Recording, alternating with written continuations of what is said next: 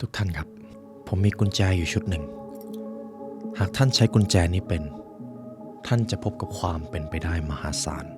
ท่านจะอยู่เหนือทุกสภาวะด้านมืดในชีวิตท่านจะพบกับสมบัติที่ล้ำค่าที่สุดเท่าที่ท่านจะให้กับตัวเองได้ท่านจะค้นพบความสำเร็จทุกนิยามที่ท่านปรารถนาหากท่านใช้กุญแจนี้เป็นยินดีต้อนรับทุกท่านเข้าสู่ The Library Online Course The Mastermind of Millionaire จิตวิทยาความสำเร็จสู่สมองเงินล้านหากทุกท่านมีโอกาสได้ศึกษาประวัติศาสตร์ความสำเร็จในโลกใบนี้ครับทั้งหมดเกิดขึ้นจากความคิดหากท่านมีความคิดแบบคนสำเร็จท่านจะสำเร็จหากท่านมีความคิดแบบผู้ร่ำรวยท่านจะร่ำรวยหากท่านมีความคิดอันสูงส่งที่จะนำพาท่านไปสู่ความยิ่งใหญ่ในชีวิตท่านจะได้ทุกอย่างที่ต้องการหรือแม้แต่ความเป็นผู้นำหากท่านมีความคิดแบบผู้นำชั้นยอดตัวตนของท่านก็จะเป็นไปในแบบที่ท่านคิดและทุกท่านครับความลับของจักรวาลนี้คืออะไรรู้ไหมครับทุกสรรพสิ่งในโลกล้วนเป็นพลังงานและพลังงานที่เหมือนกันย่อมดึงดูดซึ่งกันและกันและความคิดของท่านมีพลังงานซ่อนอยู่ครับเมื่อความคิดมีพลังงานความคิดจะส่งพลังงานนั้นไปที่จิตวิญญาณของท่านแล้วจิตวิญญาณของท่านนั่นเองที่ดึงดูดทุกผลลัพธ์ทุกสิ่งทุกอย่างเข้ามาในชีวิตของท่านหากท่านยกระดับพลังงานนี้เป็นทุกท่านลองคิดดูสิครับว่าชีวิตท่านจะเป็นอย่างไรสำหรับคอร์สนี้ครับเราจะจัด2รอบละ2วันรอบแรกครับวันเสาร์ที่19ตุลาคมและวันที่26ตุลาคมเริ่มคอร์ส 19:09 นาทีครับแต่ก่อนอื่นเรามีกฎ3ข้อสำหรับการเรียนรู้คลาสนี้หากท่านทำตามกฎนี้ท่านจะค้นพบความสำเร็จมหาศาลกฎข้อแรก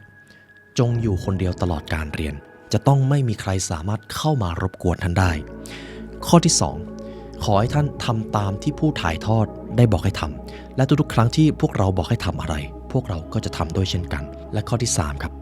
ขอให้ทุกท่านจดจ่อกับการเรียนรู้ให้เต็มศักยภาพของท่านให้มากที่สุดแล้วท่านจะได้ทุกผลลัพธ์ที่ท่านต้องการและพวกเราขอเดิมพันครับหากท่านเรียนคลาสนี้จบชีวิตของท่านจะไม่เหมือนเดิมหากท่านไม่พบความก้าวหน้าไม่พบการเปลี่ยนแปลงพวกเรายินดีคืนผลตอบแทนให้ท่านและเรามาเรียนรู้กับ The Mastermind of Millionaire กันนะครับเพราะการเรียนรู้จะทำให้คุณเป็นอิสระ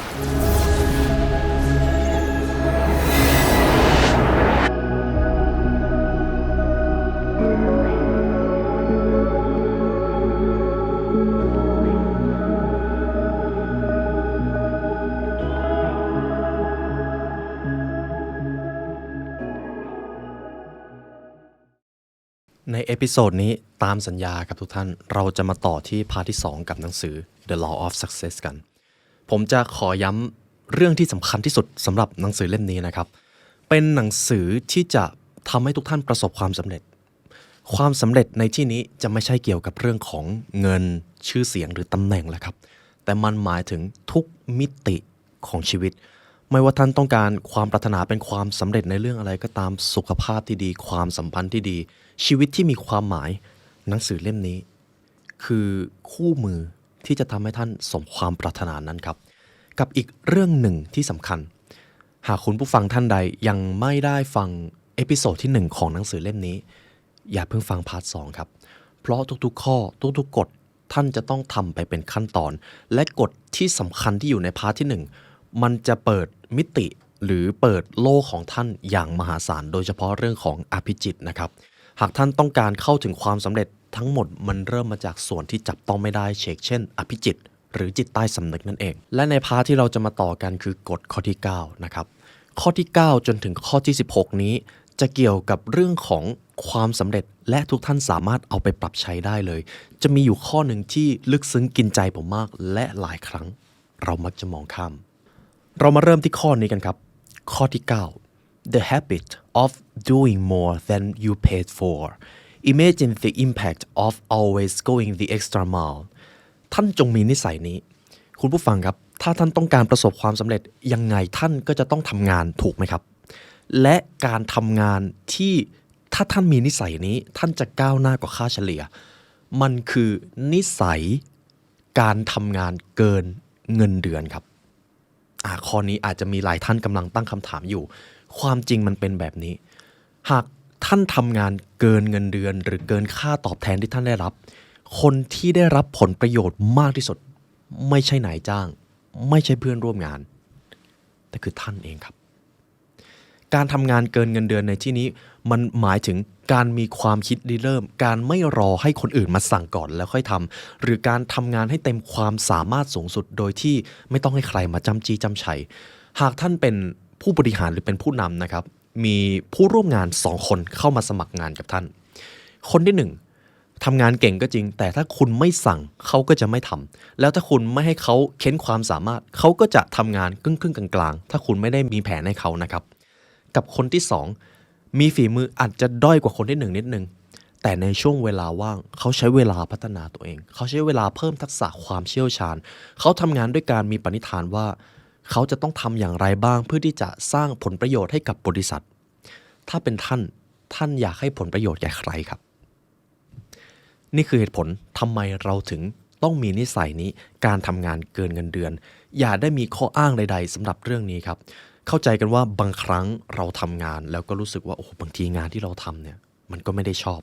แต่ถ้าท่านเอานิสัยนี้ไปใช้ท่านอาจจะชอบงานที่ตัวเองทำโดยอัตโนมัติเลยครับคุณนโปเลียนฮิลเขาได้ย้ำเรื่องนี้การทำงานเกินค่าจ้างมันมีเหตุผลอยู่2ประการที่ท่านควรตระหนักในสิ่งนี้ผมจะอ่านส่วนหนึ่งในหนังสือเล่มนี้ให้ทุกท่านฟังนะครับมันมีความสำคัญอยู่2ประการครับและผมชอบมากสำหรับ2ประการนี้ประการที่1ด้วยการสร้างกิตติคุณว่าท่านเป็นคนที่ทำงานมากกว่าและดีกว่าหน้าที่ที่จะต้องกระทำตามค่าจ้างอยู่เสมอสิ่งนี้จะทำให้ท่านได้เปรียบคนที่อยู่รอบๆตัวท่านโดยเฉพาะอย่างยิ่งคนที่ทำงานไปวันๆครับหากพวกเขาไม่ได้ทำงานในลักษณะนี้วันใดวันหนึ่งพวกเขาก็จะต้องตามหลังท่านและท่านอาจจะได้เป็นผู้นำเขาในวันหนึ่งมันเป็นการแข่งขันที่ท่านจะได้เปรียบหรือเป็นต่อในอาชีพไม่ว่าจะเป็นอาชีพใดก็ตามกับประการที่2เหตุผลสำคัญเหนือสิ่งอื่นใดทั้งหมดก็คือการทำงานมากกว่าหรือดีกว่าค่าจ้างที่ท่านได้รับนั้นมันเป็นการวางรากฐานครับเพราะท่านได้รับประสบการณ์ทุกงานมีประสบการณ์มีการเรียนรู้อยู่ในตัวมันเองและยิ่งท่านทำงานเกินเงินเดือนครับท่านก็จะต้องเจอประสบการณ์เปรียบเสมือนพยายามเดินฝ่าพายุแล้วมันก็จะแข็งแกร่งขึ้นนั่นเองต้นโอ๊กที่แข็งแรงที่สุดในป่าไม่ใช่ต้นที่ได้รับการปกป้องจากพายุหรือหลบซ่อนจากแสงแดดแต่เป็นต้นโอ๊กแบบไหนรู้ไหมครับมันเป็นต้นที่ยืนสู้อยู่กลางแจ้งที่ซึ่งมันถูกบังคับให้ต่อสู้เพื่อที่จะอยู่รอดกับลมฝนและการแผดเผาของดวงอาทิตย์ต้นโอ๊กแบบนี้เท่านั้นที่จะอยู่ยงคงกระพันและเติบโตยิ่งกว่าต้นโอ๊กใดๆในป่ารอบตัวมันดังนั้นครับทุกท่านจงทำงานเกินเงินเดือนผมเชื่อว่าหลายท่านที่ฟังผมอยู่เป็นคนทำงานนะครับท่านก็มีอาชีพที่จะต้องหล่อเลี้ยงตัวเองลองตอบตัวเองดูว่าทุกๆวันนี้ที่ท่านกำลังทำงานอยู่ท่านทำงานเพียงเพื่อค่าจ้างทำไปวันๆหรือที่เรียกว่าเช้าชามเย็นชามหรือท่านทำไปด้วยพัฒนาตัวเองไปด้วยเก็บประสบการณ์ไปด้วยแล้วพยายามทำให้ตัวเองเพิ่มพูนความเชี่ยวชาญเพิ่มพูนความสามารถและเพิ่มพูนมูลค่าท่านกำลังเดินทางไหนอยู่ครับไม่ว่าท่านจะเดินทางไหนก็แล้วแต่ผมเชื่อว่าเราทุกคนตอบได้ว่าทางเลือกไหนจะทำให้เราประสบความสำเร็จและท่านกำลังเลือกทางไหนอยู่ครับมีแค่ท่านเท่านั้นที่ตอบได้และมันเป็นส่วนสำคัญอย่างยิ่งสุดท้ายนี้ผมจะนำประโยคชวนคิดหนึ่งมาให้ทุกท่านครับท่านจะไม่มีวันเป็นผู้นำได้เลยหากปราศจากการทำงานเกินเงินเดือนและท่านจะไม่มีวันเป็นผู้ประสบความสำเร็จโดยปราศจากการสร้างความเป็นผู้นำในอาชีพของท่านครับนี่คือกฎข้อที่9นะครับแค่กฎข้อที่9ก็เป็นอีกเรื่องหนึ่งที่น่าสนใจแล้วเรามาที่กฎข้อที่10 A pleasing personality think of the people you enjoy being around what qualities do they possess ท่านจำเป็นต้องมีสิ่งนี้หากท่านขาดสิ่งนี้ไปท่านจะเสียเปรียบทุกๆคนที่อยู่รอบตัวท่านครับสิ่งนั้นคืออะไรรู้ไหมครับสิ่งนี้ผมชอบมากมันคือการมีบุคลิกต้องตาต้องใจครับคุณนโปเลียนฮิลเขียนไว้แบบนี้เลยสิ่งใดกันเล่าคือบุคลิกที่ต้องตาต้องใจคุณผู้ฟังครับข้อนี้สำคัญมากครับผมจะให้ทุกท่านลองทบทวนกับตัวเองเวลาส่องกระจกคนที่ท่านเห็นอยู่ในกระจกมีบุคลิกของคนที่กำลังประสบความสำเร็จ หรือไม่เขายืนอกผายไหล่พึงหรือเปล่าการแต่งกายของเขาถูกกาลเทศะและให้เกียรติสถานที่หรือไม่การพูดการจาบุคลิกเวลาสื่อสารในที่สาธารณะสิ่งนี้สำคัญมากนะครับเป็นอย่างไรเวลาพูดในที่สาธารณะถ้าบุคลิกของเราเก้งก้างนำเสนออะไรคนก็ไม่เชื่อถูกต้องไหมครับแต่ถ้าเรามีบุคลิกต้องตาต้องใจแต่งกายดีมีการวางตัวดียังไงเราก็เป็นต่อเพราะเราได้พิชิตสิ่งที่พิชิตได้ยากที่สุดในโลกครับพิชิตใจคนด้วยบุคลิกครับเดี๋ยวเราจะมาดูสิ่งนี้กันบุคลิกต้องตาต้องใจพูดง่ายๆครับมันก็คือบุคลิกที่มีเสน่ห์นั่นเองบุคลิกคือผลรวมของลักษณะนิสัยและการแสดงออกของท่านซึ่งมันจะทำให้ท่านโดดเด่นผิดกับคนอื่นๆครับคือทางจิตวิทยามนุษย์ไม่ว่าอย่างไรก็ตามเราก็จะดูหรือตัดสินกันผ่านภายนอกก่อนเสมอแล้วถ้าท่านได้เปรียบตรงนั้นก็เท่ากับว่าท่านเข้าประตูด่านแรกในจิตใจคนไปได้แล้วซึ่งมันเป็นความได้เปรียบที่ถ้าท่านได้มามันก็ยอดเยี่ยมถูกไหมครับเสื้อผ้าริ้วรอยบนใบหน้าการสื่อสารทั้งวจนะหรืออวจนะกิริยารวมไปถึงวิธีการคิดของเราเป็นบุคลิกทั้งหมดครับวิธีคิดก็เป็นบุคลิกนะครับเพราะบุคลิกส่งต่อคำพูดคำพูดส่งต่อการกระทำการกระทำก็ส่งต่อนิสัยแล้วสิ่งที่เป็นนิสัยทุกคนก็มองเห็นกันได้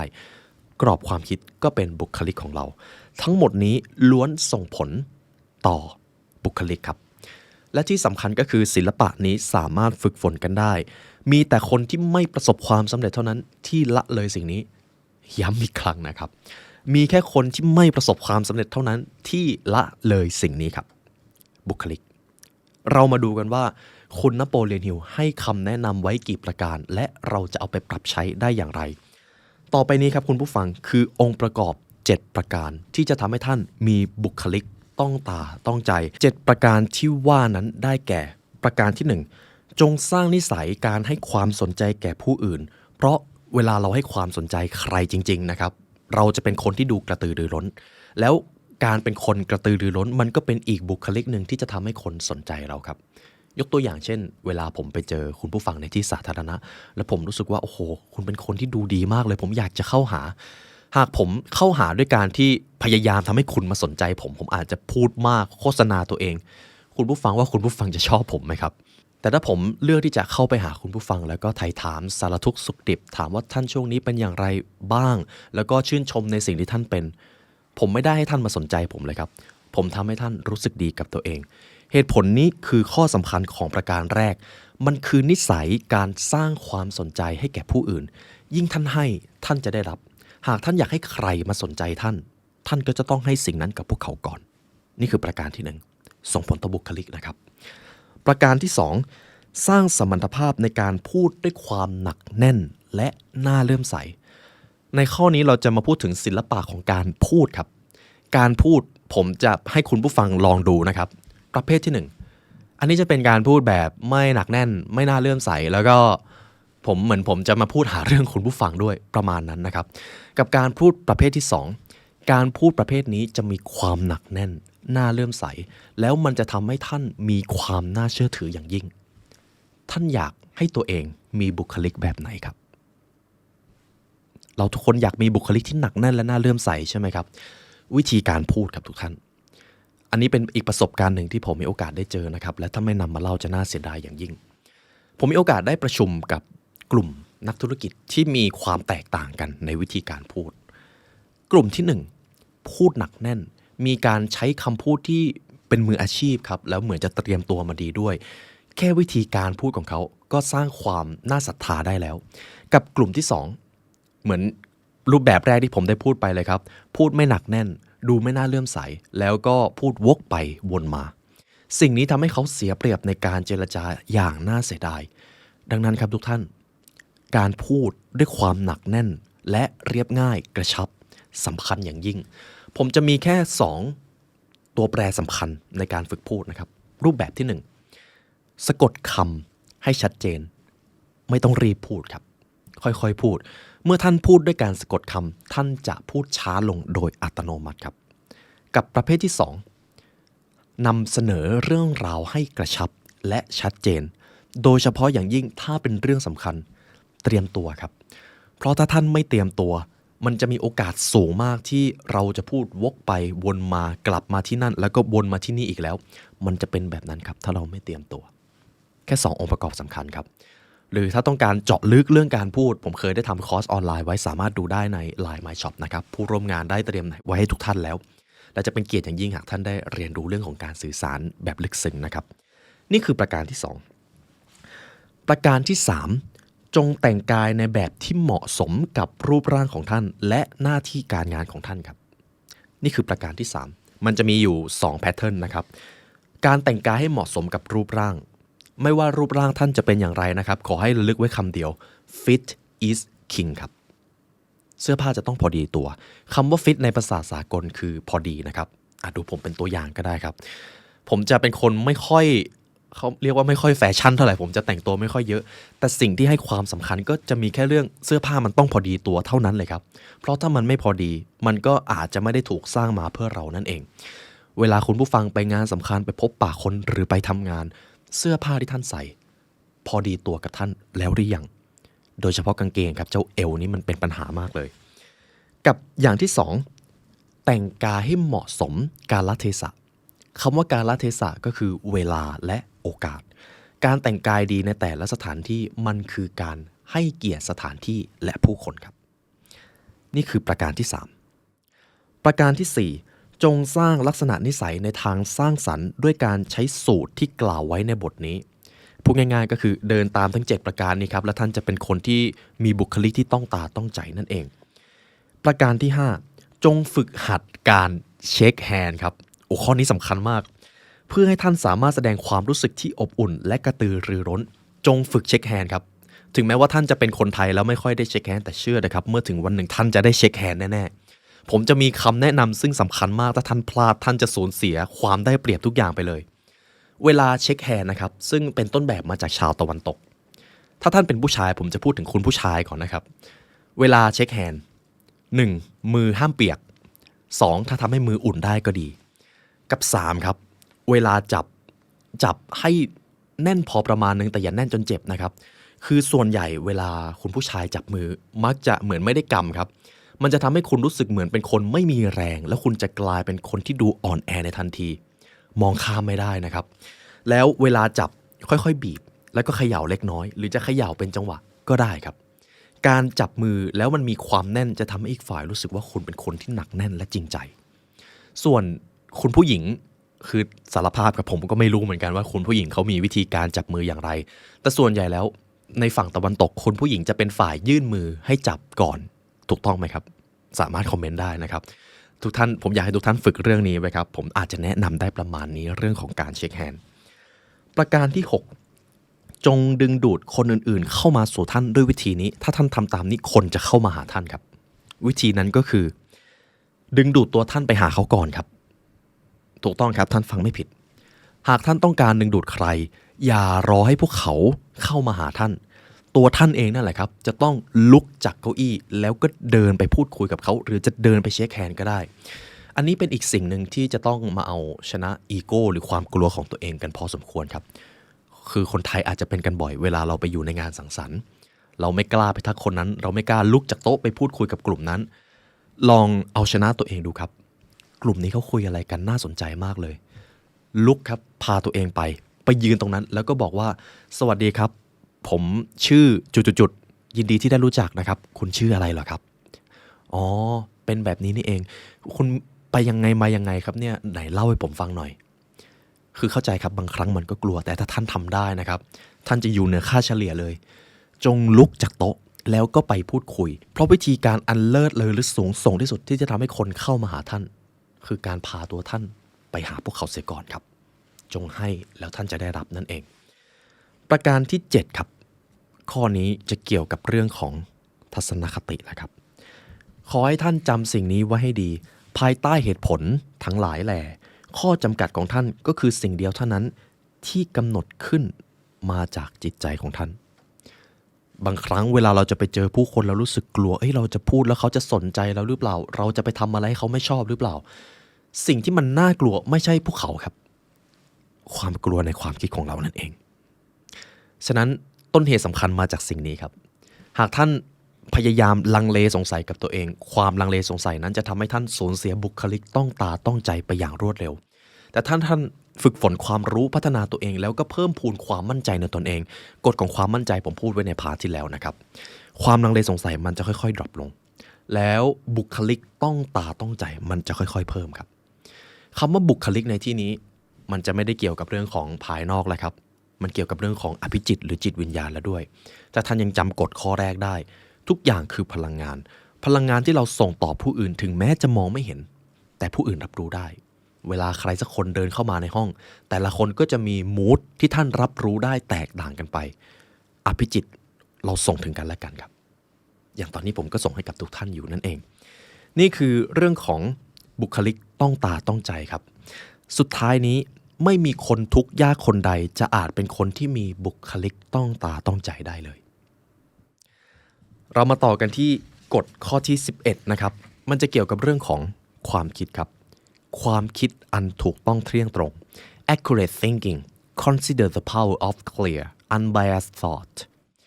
หากท่านสามารถมีความคิดที่กระจ่างแล้วก็ปลดปล่อยมาจากอคติความคิดของท่านก็จะถูกต้องเที่ยงตรงข้อนี้พูดง่ายทำยากและยากมากด้วยเพราะความคิดมันจับต้องไม่ได้ครับผมจะให้คุณผู้ฟังลองคิดดูนะครับคนส่วนใหญ่ที่ท่านเจอกี่ครั้งแล้วครับที่แต่ละคนมีอคติพูดจาให้ท่านเจ็บปวดหรือกระทำบางสิ่งบางอย่างด้วยความคิดที่มันไม่ได้ถูกต้องเที่ยงตรงหรือบางครั้งเราก็เป็นคนนั้นเสียเองดังนั้นการมีความคิดที่ถูกต้องสำคัญอย่างยิ่งครับและจะต้องทำอย่างไรเรามาเรียนรู้กันมนุษย์คือผู้ที่มองเห็นความจริงและแสวงหาความจริงมนุษย์ผู้นั้นย่อมเปี่ยมล้นไปด้วยสติปัญญาแต่มนุษย์ผู้ใดที่ไม่ตามหาความจริงแล้วก็แฝงไปด้วยอคติหรือความเท็จมนุษย์ผู้นั้นก็ย่อมไม่ต่างจากขอทานผู้โง่เขลาโลกนี้เต็มไปด้วยเรื่องสมมุติและภาพมายานะครับคำว่าเรื่องสมมุติในที่นี้ยกตัวอย่างเช่นเงินคือเรื่องสมมุติครับเพราะถ้าทุกคนไม่ให้คุณค่ากับมันเงินก็จะไม่ได้มีค่า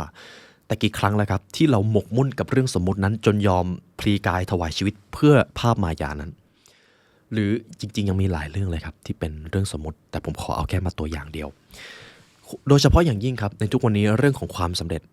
หากย้อนกลับไปในศตวรรษก่อนๆความสำเร็จอาจจะหมายถึงการมีชีวิตที่เรียบง่าย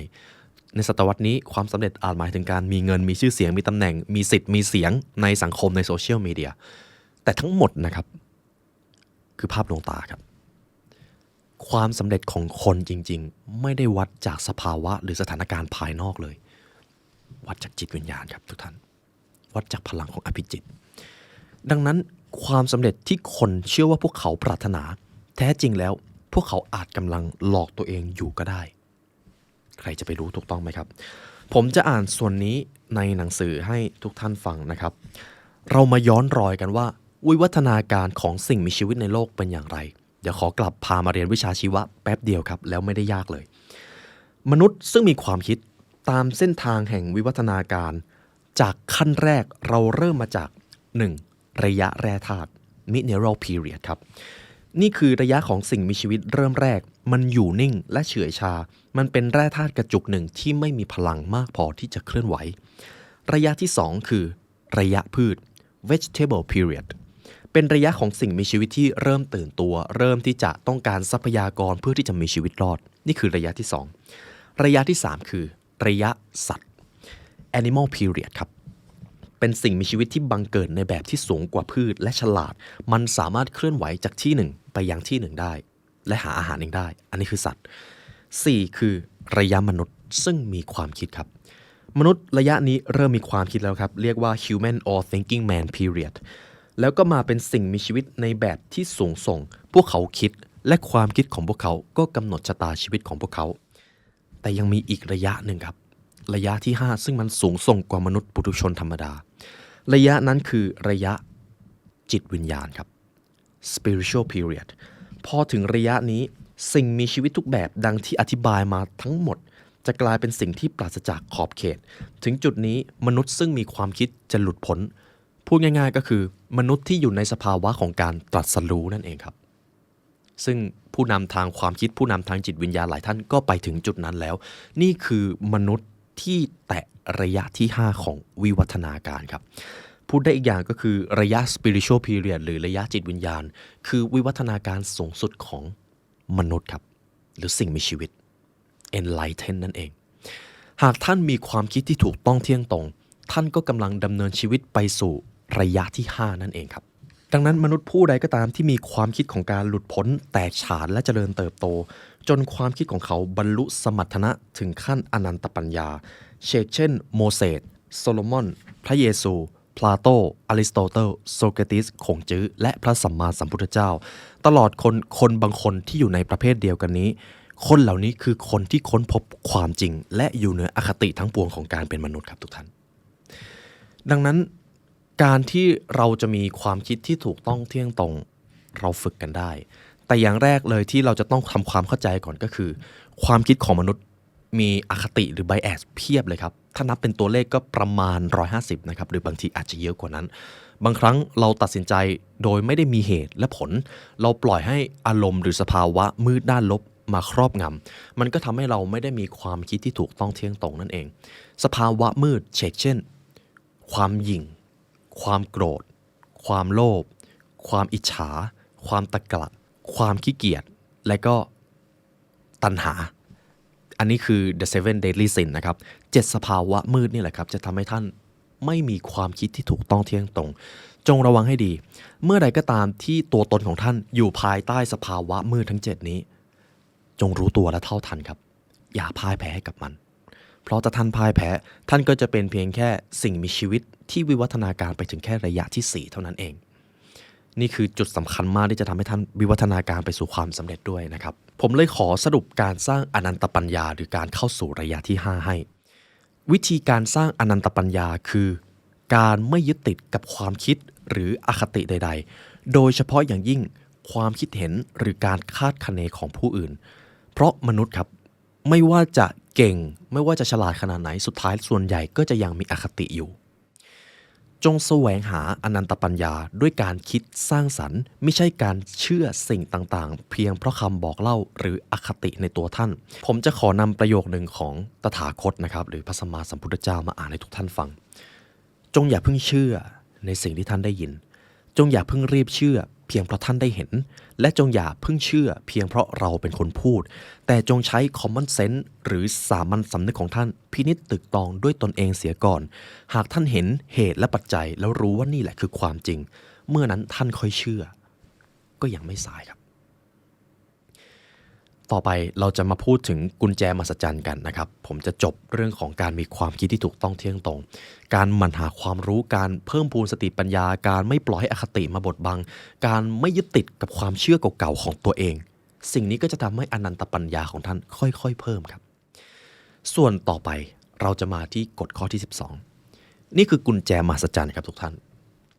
กุญแจมหัศจรรย์นี้จะทำให้ท่านประสบความสำเร็จมันประกอบไปด้วยพลังที่ไม่อาจต่อต้านได้และมันอยู่ในตัวเราทุกคนมันอยู่ในตัวเราทุกคนครับกฎข้อนี้ก็คือ concentration picture a laser focused mind concentration is about directing all your mental energy towards a single task มันคือความใจจดใจจ่อครับพลังของการจดจ่อคือสิ่งที่สำคัญยิ่งที่ทำให้คนสร้างผลงานชิ้นเอกในชีวิตของตนเองการใจจดใจจ่อหรืออีกคำหนึ่งก็คือโฟกัสนะครับเป็นคำที่คุณบิลเกตส์และวอร์เรน บัฟเฟตต์เขียนลงไปเท่ากันว่านี่แหละคือสิ่งที่จะทำให้พวกเขาประสบความสำเร็จส่วนสำคัญของความใจจดใจจ่อมีอยู่2องค์ประกอบครับแต่ผมจะให้คุณผู้ฟังทบทวนกับตัวเองก่อนในแต่ละวันที่ท่านทำงานนะครับมีงานไหนที่สำคัญแล้วงานนั้นที่ท่านทำท่านจดจ่อกับมันเต็มที่หรือไม่ยกตัวอย่างนะครับตอนนี้ผมกำลังทำพอดแคสต์อยู่ผมจดจ่ออย่างเต็มที่ต่อหน้ากล้องครับไม่มีอะไรมาดิสแทรกหรือดึงดูดความสนใจผมได้และความจดจ่อนี่แหละครับเป็น secret sauce หรือคีย์สำคัญที่ทำให้ทุกท่านรู้สึกว่าทำไมทุกๆครั้งเวลาผมสื่อสารมันดูมี impact หรือมีอิทธิพลมากเลยเพราะตัวนี้ครับโฟกัสครับดังนั้นคุณผู้ฟังครับไม่ว่าท่านจะทำงานอะไรท่านจะต้องจดจ่อโดยเฉพาะอย่างยิ่งอย่าทำหลายสิ่งหลายอย่างในเวลาเดียวกันเพราะท่านจะไม่ได้จดจ่อในสิ่งใดเลยนั่นเององค์ประกอบของการจดจ่อนะครับจะมีอยู่2ตัวก็คือนิสัยและสิ่งแวดล้อม หลักสำคัญในการสร้างนิสัยจะมีอยู่ด้วยกัน5ประการครับหากท่านมีนิสัยตามนี้ท่านจะจดจ่อสิ่งที่สำคัญได้อย่างโดยไม่หุนหันพลันแล่นเรามาดูกันว่าคุณนโปเลียนฮิลเขียนว่าอย่างไรและต่อไปนี้ครับคือกรรมวิธีในการสร้างนิสัยที่ท่านต้องมีประการแรกก่อนอื่นท่านจะต้องให้แรงผลักดันและความกระตือรือร้นแก่การกระทำของท่านจงให้ความรู้สึกตามสิ่งที่ท่านคิดขอให้จำไว้ว่าท่านกำลังเริ่มต้นที่จะสร้างจิตใจในแนวทางใหม่พูดง่ายๆก็คือท่านจะต้องมีแรงบันดาลใจและก็มีปณิธานที่อยากประสบความสำเร็จประการที่2จงรักษาความสนใจของท่านให้จดจ่ออย่างมั่นคงในการเดินทางสายใหม่ทบทวนเป้าหมายซ้ำๆจดจ่ออยู่กับสิ่งที่ท่านต้องการบ่อยๆครั้งเข้าและหันจิตใจของท่านหนีออกจากเส้นทางที่ทำให้ท่านหลุดออกจากความสำเร็จอะไรก็ตามที่ท่านรู้แล้วว่าถ้าทำเนี่ยไม่ได้เข้าใกล้ความสำเร็จขึ้นเลยแถมยังถดถอยลงมาด้วยทำให้น้อยครับหรือไม่ต้องทำประการที่3จงมุ่งหน้าไปตามเส้นทางสายใหม่ที่ท่านทำให้บ่อยครั้งที่สุดเท่าที่ท่านจะทำได้ consistency หรือความสม่ำเสมอนั่นเองวินัยครับทำให้ซ้ำทำให้บ่อยสมมติหากคุณผู้ฟังต้องการที่จะมีสุขภาพที่ดีหากให้เลือกนะครับผมอยากให้ทุกท่านเลือกการออกกำลังกายซ้ำๆบ่อยๆมากกว่าการออกกำลังกายตุ้มเดียวเพราะอะไรที่มันเกิดขึ้นซ้ำๆบ่อยๆแม้มันจะเป็นสิ่งเล็กๆแต่มันจะส่งอิทธิพลต่อสิ่งที่ใหญ่เสมอครับนี่คือกลไกของจักรวาลประการที่4จงอดกลั้นต่อความยั่วยุที่จะเดินทางตามทางสายเก่าซึ่งเป็นทางที่ง่ายกว่ากันเพราะท่านเคยใช้มันมาก่อนเมื่อถึงจุดหนึ่งเวลาเราพัฒนาตัวเองหรือทำนิสัยใหม่ที่จะพาเราไปสู่ความสำเร็จท่านจะเริ่มหวนกลับไปทำนิสัยเก่าๆตามความเคยชินโดยไม่รู้ตัวครับคืออันนี้เป็นประสบการณ์ที่ผมมีโอกาสได้เจอหลายคนมากนะครับหลายคนดูแลสุขภาพเริ่มออกกำลังกายแล้วเริ่มมีรูปร่างที่ดีระดับหนึ่งสักพักหนึ่งเขากลับไปทำนิสัยเดิมบางคนเริ่มเรียนรู้เริ่มอ่านหนังสือเริ่มพัฒนาตัวเองจนพัฒนามาได้ระดับหนึ่งสักพักหนึ่งเริ่มกลับไปติดนิสัยเดิมสิ่งนั้นเราจะเรียกกันว่าแรงยั่วยุนะครับทุกท่านครับเมื่อท่านพัฒนาตัวเองมาจนถึง 50% ของ 100% ที่ท่านได้ตั้งเอาไว้มันจะเกิดความรู้สึกอยากกลับไปทำเหมือนเดิมอ่ะก็ไหนๆก็พัฒนามาหน่อยแล้วให้รางวัลตัวเองหน่อยแล้วกันเจ้าการให้รางวัลตัวเองนี่แหละครับหลายครั้งมันเผลอเรอเลยเยอะจนเกินไประวังสิ่งยั่วยุนี้ให้ดีประการที่5ขอให้ท่านมั่นใจว่าท่านได้วางแผนการไว้แล้วอย่างถูกต้องในฐานะที่มันเป็นเป้าหมายที่ชัดเจนและแน่นอนถ้าท่านยังไม่มีเป้าหมายที่ชัดเจนแน่นอนย้อนกลับไปกฎข้อที่2ที่ผมได้ทำไว้ในพาร์ทที่แล้วนะครับและผมจะขอย้ำอีกครั้งหนึ่งนะครับเป้าหมายที่ส่งอิทธิพลในชีวิตของท่านมันคือเป้าหมายที่ท่านทำในสิ่งที่มันยิ่งใหญ่กว่าตัวเองและถ้าท่านได้เขียนมันในทุกๆวันทุกเช้าทุกเย็นและทบทวนมันซ้ำๆเป้าหมายนั้นมันจะไปอยู่ในพลังของอภิจิตครับในโลกแห่งควอนตัมและวิธีการที่เลิศเลอที่สุดและผมจะแนะนำให้ทุกคนคือการเขียนลงไปในสมุดเล่มนี้คือเครื่องมือที่ดีที่สุดที่ทำให้ชีวิตของคนมีประสิทธิภาพครับขอให้ท่านใช้เวลาเช้าและเย็นทบทวนสิ่งที่ท่านได้เขียนลงไปโดยเฉพาะอย่างยิ่งสิ่งสำคัญที่ท่านจะทำในแต่ละวันซึ่งแน่นอนครับมันเป็นเหตุผลสำคัญที่ทีมงาน The Library Learn ได้ออกแบบสมุดเล่มนี้มาให้กับทุกท่านในสมุดเล่มนี้นะครับผมแอบขายเนียนเฉยเลยแต่ไม่เป็นไรครับไหนๆก็พูดแล้วในสมุดเล่มนี้นะครับจะมีประโยคให้กำลังใจทุกท่านในวันไหนที่ท่านท้อหรือท่านกำลังเหนื่อยขอให้ประโยคเหล่านี้เป็นแรงบันดาลใจให้กับทุกท่านนะครับอย่างน้อยและแน่นอนครับนี่ก็คือสิ่งที่ผมใช้มาเป็นครึ่งทศวรรษและผมอยากจะเอามาแนะนำให้กับทุกท่านครับผมขออนุญาตวางลิงก์ไว้ให้ข้างล่างนี้นะครับสามารถสั่งซื้อได้ผ่าน The Library Shop ได้เลยแต่สุดท้ายแล้วสิ่งที่มันสำคัญก็คือยิ่งท่านเขียนเป้าหมายยิ่งท่านเขียนสิ่งที่สำคัญวันแล้ววันเล่าท่านจะยิ่งมั่นใจกับปณิธานนั้นมากขึ้นแล้วถ้าท่านมั่นใจกับมันท่านจะมีศรัทธาครับแล้วพลังของศรัทธามันคือพลังที่สูงมากของอภิจิตและอภิจิตที่สูงความมั่นใจก็เพิ่มท่านจะมีบุคลิกที่ต้องตาต้องใจท่านจะดึงดูดคนดีๆเข้ามาในชีวิตเพียงเพราะการมีเป้าหมายที่ชัดเจนแน่นอนครับนี่คือประการที่5และ5ประการนี้คือหลักในการสร้างนิสัยที่จะทำให้ท่านประสบความสำเร็จต้องชื่นชมเลยครับคุณนโปเลียนฮิลเขียนออกมาได้ดีมากผมพูดถึงองค์ประกอบแรกไปแล้วคือนิสัยองค์ประกอบที่2ก็คือสิ่งแวดล้อมครับทุกท่านสิ่งแวดล้อม สิ่งแวดล้อมมาจากไหนมนุษย์ทุกคนนะครับไม่ว่าท่านจะเป็นใครเราดูดซับวัสดุสำหรับความคิดของเราจากสิ่งแวดล้อมที่อยู่รอบๆตัวมันประกอบไปด้วยสิ่งเหล่านี้ 1. หนังสือที่ท่านอ่าน 2. ผู้คนที่เกี่ยวข้อง 3. ชุมชนหรือประเทศที่ท่านอาศัย 4. เพลงที่ท่านร้องและส่วนที่สำคัญที่สุดศาสนาและการศึกษาอบรมที่ท่านได้รับก่อนอายุ14 ปีครับก่อนอายุ14 ปีสมองหรือความคิดของเราจะยังเปิดรับเราจะยังเป็นผ้าขาวอยู่ศาสนาการอบรมศึกษาการเลี้ยงดูชุมชนผู้คนคือสิ่งที่หล่อหลอมเรามาครับและก่อนวัย14 ปีเราไม่ได้มีอำนาจมากพอที่จะไปควบคุมสิ่งเหล่านั้นเลยหรือเราอาจจะเลือกไม่ได้ด้วยซ้ำเป็นเรื่องของวาสนาแต่หลังจากนั้นแหละครับหลังจาก14 ปีมันคือความรับผิดชอบของพวกเราแล้วที่จะกำหนดสภาพแวดล้อมของตัวเองถ้าหากสิ่งแวดล้อมของท่านไม่เป็นที่พึงปรารถนาแก่ท่านอย่ามีข้ออ้างครับจงรีบเปลี่ยนมันอย่ารอหากคนที่ท่านรายล้อมอยู่ไม่ใช่คนที่จะนำพาท่านไปสู่ความสำเร็จแน่ๆรีบเปลี่ยนครับหลีกเลี่ยงที่จะใช้เวลากับเขาแล้วไปหาคนที่เอื้ออำนวยกับท่านหากท่านอยู่ในดินแดนหรือพื้นที่ที่ไม่ค่อยเอื้ออำนวยให้ท่านประสบความสำเร็จ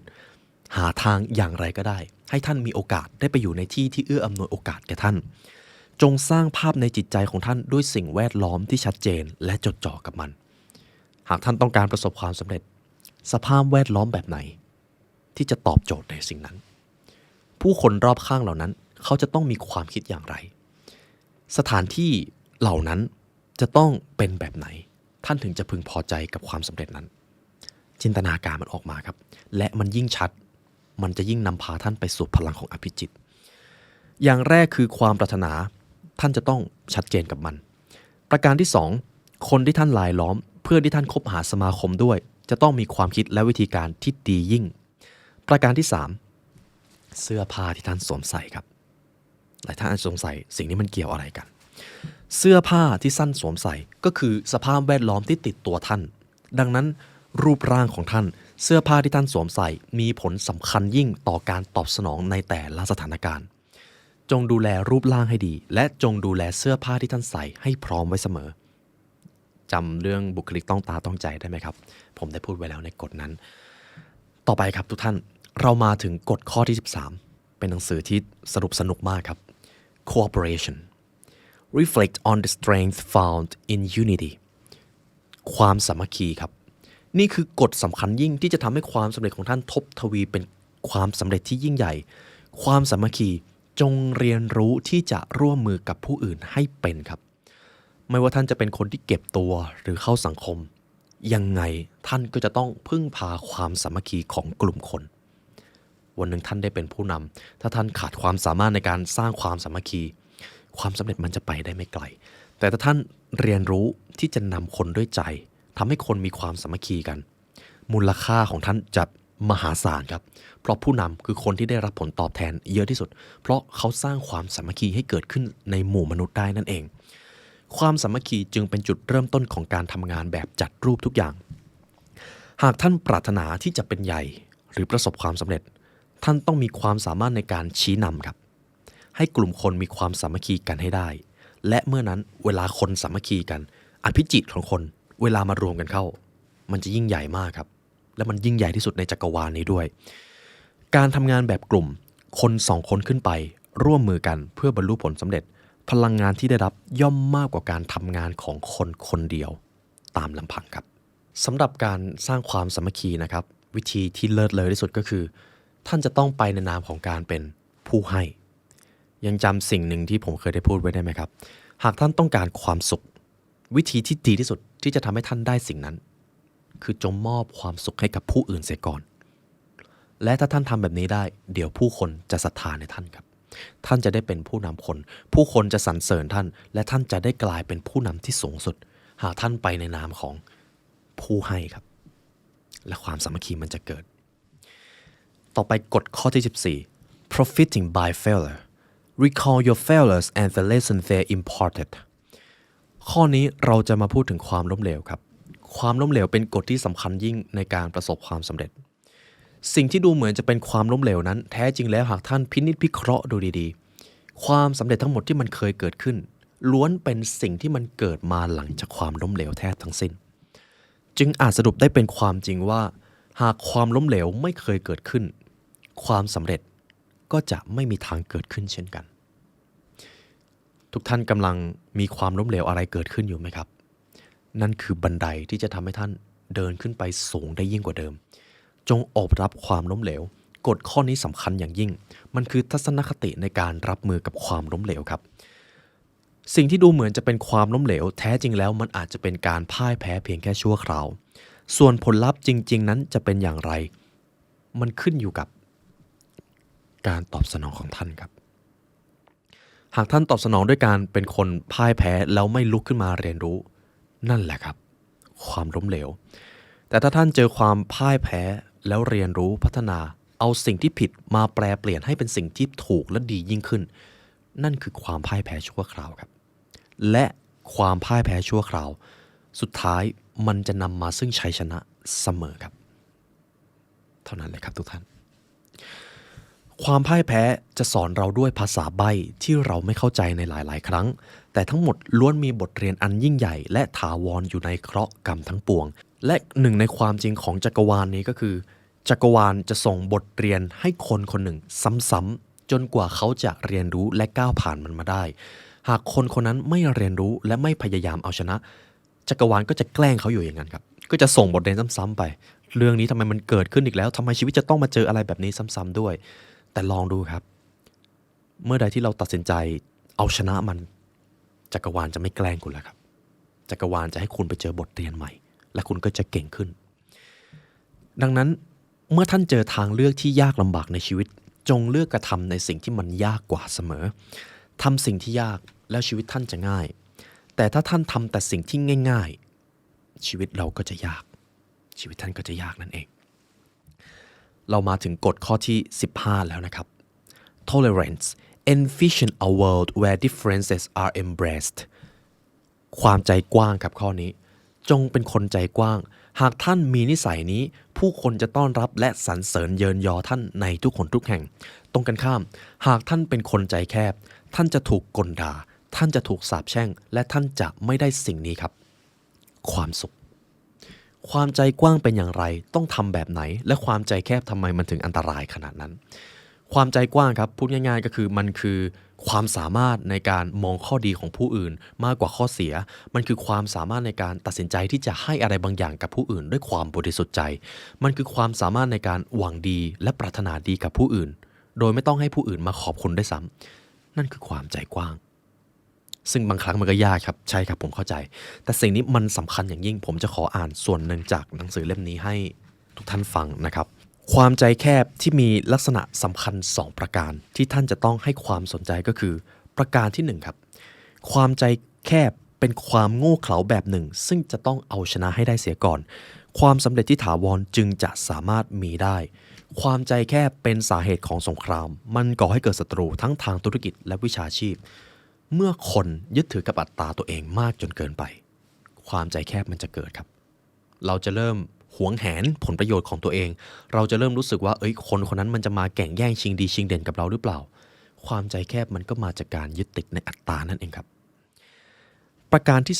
2ความใจแคบเป็นอำนาจที่สร้างความแตกแยกที่สำคัญในองค์การศาสนาของโลกที่ซึ่งมันสร้างความยุ่งเหยิงให้กับพลังอันยิ่งใหญ่ของธรรมะในที่นี้ก็คือเวลาเรายึดติดกับความเชื่อใดๆของก็ตามของเรามากเกินไปเราจะเริ่มไปดูถูกความเชื่อที่มันแตกต่างจากเราคนนั้นเชื่อต่างจากเราเขาคิดผิดคนนั้นคิดไม่เหมือนเราคนนี้ไม่ได้เรื่องซึ่งจริงๆปัญหาจริงๆนะครับมันก็คือความใจแคบของเราต่างหากเพราะในโลกนี้มันมีความแตกต่างนับร้อยนับพันนับไม่ถ้วนการยอมรับความแตกต่างซึ่งกันและกันนั่นต่างหากคือความใจกว้างและความใจกว้างนั่นแหละครับจะทำให้ท่านมีความสุขและประสบความสำเร็จเห็นความสำคัญของความใจกว้างไหมครับถ้ามนุษยชาติทุกคนมีความใจกว้างอยู่ในตัวโลกนี้จะพบกับสันติสุขโลกนี้จะไม่มีสงครามเลยดังนั้นความใจแคบสรุปง่ายๆมันมาจากการยึดถือในอัตตาถูกต้องไหมครับมันก่อให้เกิดความหยิ่งทะนงมันเป็นบาปมหันต์ในคัมภีร์ของพระคริสต์ด้วย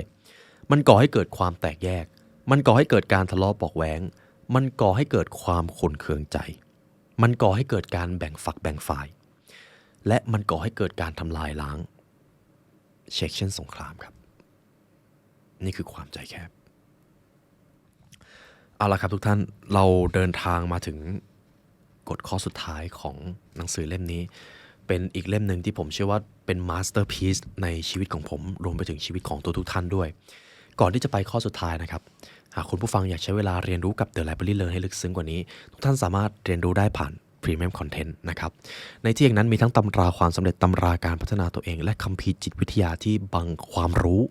ผมไม่สามารถเอามาพูดออกสื่อได้เพราะมันมีความดาร์กอยู่ในตัว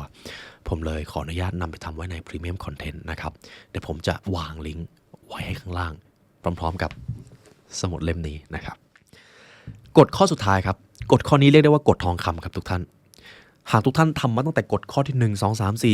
15จนมาถึงข้อที่16กฎข้อนี้คุณนโปเลียนฮิลตั้งชื่อว่ากฎทองคำ Practicing the golden rule think about the impact of treating others as you wish to be treated